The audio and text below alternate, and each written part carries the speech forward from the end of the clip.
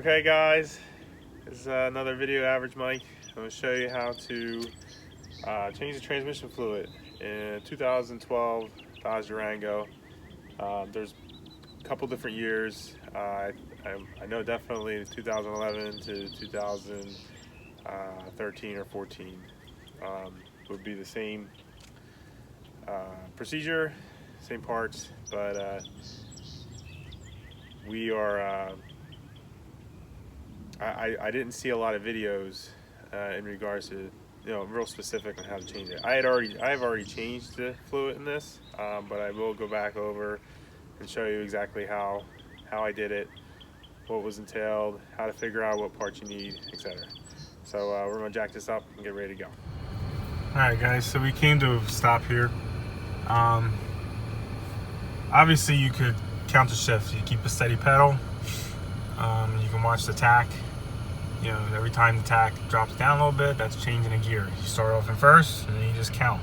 I think most of these cars do have the Shift-Matic, Shift-Tronic, whatever you want to call it. They all call it something different, where you can upshift from the I think to the right is shift up, to the left shift down. So we're gonna do that. So let's do that. So if I click here, all right, so I'm in first gear now, right? So I keep going. I'm gonna shift again. Second gear. The easy way to tell how many gears you have in this car: 3, 4. And with mine, because I have a 5-speed, when I click it again, it goes to D, which is drive. If I were to have a 6-speed, I don't know for sure because I don't have a 6-speed, but I'm gonna guess that it would go to 5 and then to D. So I know I have a 5-speed transmission just by doing that. So like I said, if you don't have that, I think they all do. So, but if you don't have the Shift-Tronic, again, just keep a steady pedal, and you can watch the RPMs go up, or I'm sorry, as they go up, it's just gears. It'll drop down. You count the gears. Start off at first, and second, third, fourth, and see if you got 5 or 6. And you get to the parts store, you know what you got. All right.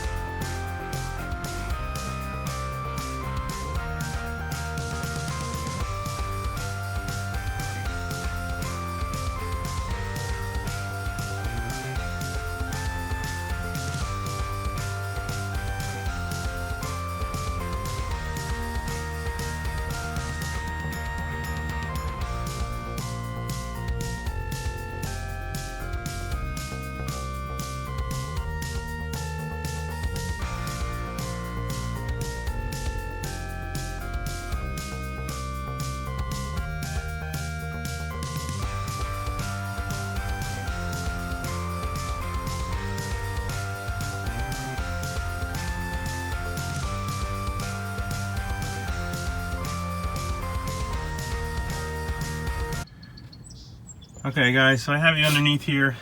This is the transmission pan up here. You will have to drop that to get the fluid out. And then there's a filter right underneath. Like I said, I already did mine, so I'm not gonna do it again.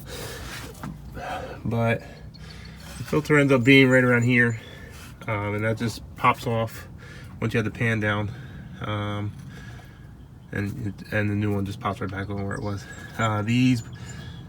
There are 2 different types of transmissions. Mine is a 3.6 liter, and they came with a 5-speed or a 6-speed transmission. I will show you how you can figure out which transmission you have, but ultimately mine is a 5-speed automatic, and with the 5-speed automatics you have 6 bolts, so you have 3 over here, 3 over there. So when you go to the parts store, you definitely want to know which one you have, because they are different. The 6-speed definitely has a few more bolt holes in the gasket, because you're going to be getting a gasket and oil and the transmission filter. So ultimately what you want to do is, how I did it was I unbolted the first two bolts right here and right here. Stick your pan underneath, loosen these ones about halfway, and then just crack the back ones. That way you can, if it doesn't do it itself, you can kind of pry a little. And I hate to use the word pry because you don't want to bend the pan, but you would just want to try to get a flathead screwdriver in here in between the two, and just get in there a little bit, just to crack the gasket. And then what will happen is the pan on this side will start to lower. You'll have your oil pan here underneath, and just let it leak out. It's very, very, if you want to keep it clean, use a very slow process. You don't want to make a mess. So ultimately the fluid will come down here, and then as you go, you can loosen these up a little bit more, let it angle down a little bit more until you're not getting any fluid out anymore. And then it should be enough that where you can kind of hold the pan as you unbolt the rest all the way out, and then you can drop the pan. That's the best way to make the least mess. You're still gonna make a little bit of a mess, so I would put some drop cloths down and stuff, but if you're concerned about the ground. But that's the easiest way to do it without making a mess or too much of a mess. All right, guys, at the engine here, back in this corner here, 3.6 liter. There's a little, where the dipstick should be. They don't give you a dipstick in the Durango, at least in the 3.6 liters. But what happened is you need to pop this off. I did have to use a set of pliers. Pop this off, put a funnel there, and add the oil. I did end up, the manual, if you look up in the manual, you can double check for your year or engine, but the manual will tell you the total capacity of the transmission system. Don't get it messed up with what you're going to actually drain out, because you're not going to do a flush. Flushes typically are not recommended to the average person. It has 120,000 miles, which is when you're supposed to change the fluid. 120,000 miles. So the manual says, I believe 8 quarts, but unless you're doing a full transmission flush and somehow you can get it out of the torque converter, the transmission core, you're not going to pull 8 quarts out just from dropping the pan. It's more like around 5. But when you lower your pan, you get all the oil, you end up putting it in a waste container. Try to gauge how much came out of the system. You can kind of guess how much is going to go back in. I do recommend you can go to the parts store and buy a dipstick, universal dipstick for this car. It does do multiple other cars. Make sure you buy the correct one for your car. I'll put the part number in the description. But basically what's going to happen is you dump it in, you put the transmission stick in, you'll feel it hit the bottom of the pan, and that's when you want to stop putting it in. The dipstick itself is super long,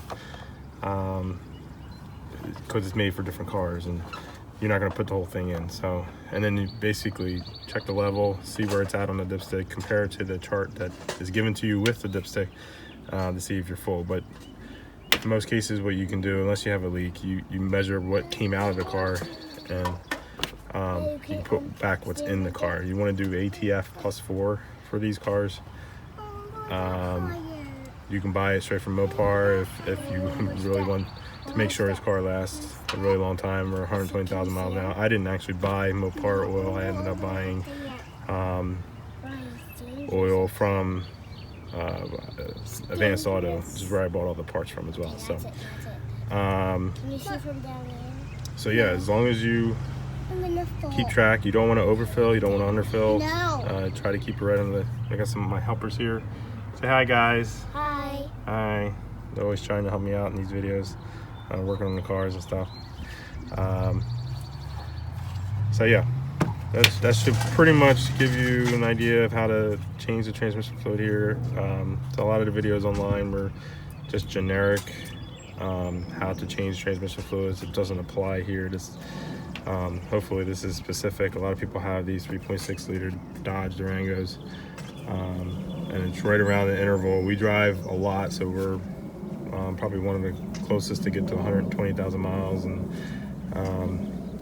so hopefully as people see that they need to do this, it's not a hard job to do. I wouldn't pay anybody to do it.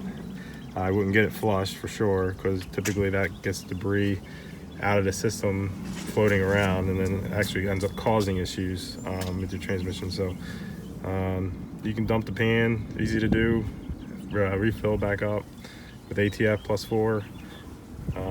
As long as you don't overfill or underfill, you'll be fine. And then there's some tolerance there, so you know it's not going to be exact, but you'll be good to go. And if you were concerned about the oil, maybe you're only emptying half or a little bit over half of the capacity of the system. Next oil change, you can do it again. It's not, like I said, it's not hard to do. You do it twice or even 3 times, you'll get the majority of the oil out, enough that you'll be able to last another 100,000 miles. So probably the life of the car. So yeah, that's it. If you have any questions, you can comment below, and please like, subscribe to my channel, and I'll see you next time. All right, guys, so in the process of my transmission fluid change video, I decided to rotate the tires since I had the car up already, and sure enough, I found some grease, and I saw this was ripped. This is the CV joint going from the transmission over to the tire over here. So it's a good thing to do. Obviously if you have your tires rotated at a shop, or you do it yourself, you want to make sure that everything's good under here. And it looks like I'm making a video of how to replace that, because that is no good at all. Yeah, so video coming soon. CV joint replacement, Dodge Durango 2012. All right, guys, if you like what you saw, please go ahead and smash that like button. If you're not already subscribed, go ahead and hit that too. You can also turn on post notifications. That way we put out a new video. All right, it comes right up on your screen there. See you guys on the next video.